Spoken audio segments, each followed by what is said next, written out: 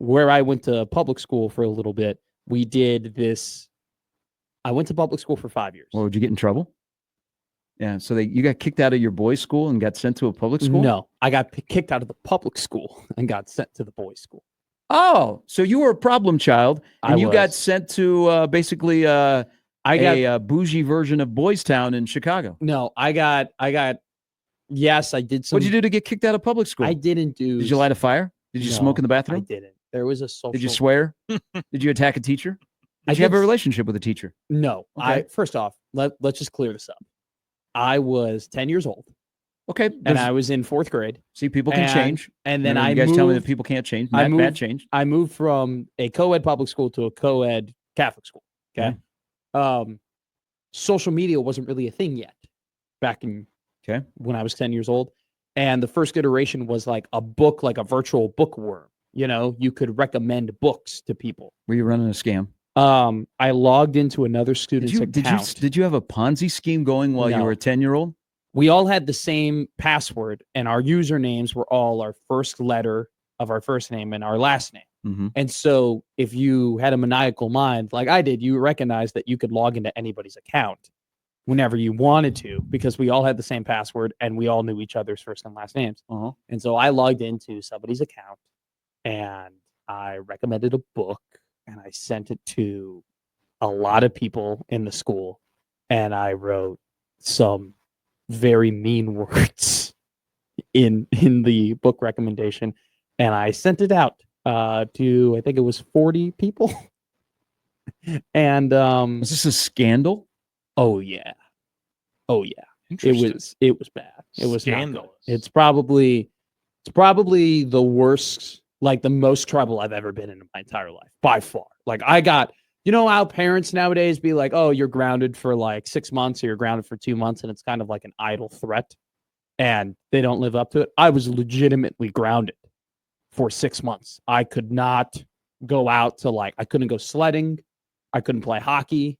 I couldn't do like fun events. Like I basically was like schoolroom for a very, very long time. So anyway, I think you're good. I just tried to Google it to find out more about the story, and it said it looks like there aren't many great matches for your search. There wasn't. Did you actually were looking Matt something McMaster up? kicked out of public school in Illinois.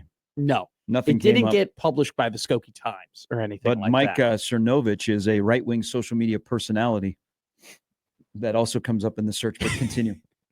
You want to click on his profile? What does Mike Cernovich have to offer us? He's a political commentator and he's a conspiracy theorist. So I think it's Friday, so I'll pass on those. Okay, fair enough. But anyway, before I got kicked out of that school, we did a fun little 50 state thing where everybody picks a state and you have to report on that state. And the project of that state was like you build something very famous for that state is known for. And so I got Nevada. Okay. And I built the Hoover Dam. Okay. My brother, who went to the same school 4 years before me, got Iowa. And his replica, the thing that he built for his final project, was the Iowa State Fair. And so he built like all the stands and, you know, all the little different areas. And he had to like look up the pictures and like had to do like look up on YouTube, like what the Iowa State Fair was about and everything like that. So somewhere deep in the basement, deep in the archives of the Master family household. And you've never been there. And I've never been to a state fair. I haven't been. I've been to like Illinois State Fair is in Springfield. I think I have no clue. I have no idea. I'm assuming it's in Springfield. It probably is in Springfield. Haven't been to the Nebraska State Fair, the Iowa State Fair, the Minnesota State Fair. I went to the Lincoln Lancaster County Fair. That was fun. That was enjoyable. But I was there for work, not necessarily for play. But yeah, there you go. I just revealed to you a deep, dark secret that I really haven't told a whole lot of people of me getting kicked out of school. Wow. There you go. And we all thought that you were just a silver spoon kid. No, I wasn't born this way. I definitely was. I definitely was molded into being polite. I honestly think about sometimes. That seems like a very soft way to get kicked out of a school. I mean, if I'm being honest, it wasn't. But then, unless you're not sharing enough of this story, I'll be honest. It wasn't necessarily that I got kicked out of the school. It was more so like I was going to be that kid that did that thing. So you're used as an example. No, I wasn't. It was just more so like, hey, probably be tough next, like, because people were going to find out and everything like that. And it was going to be bad reflection on me. And my parents were like, it's probably best just to like move them and put them in a different. Did your parents have to move from their home? No, God, the schools were 4 minutes away from each other. There was sadness.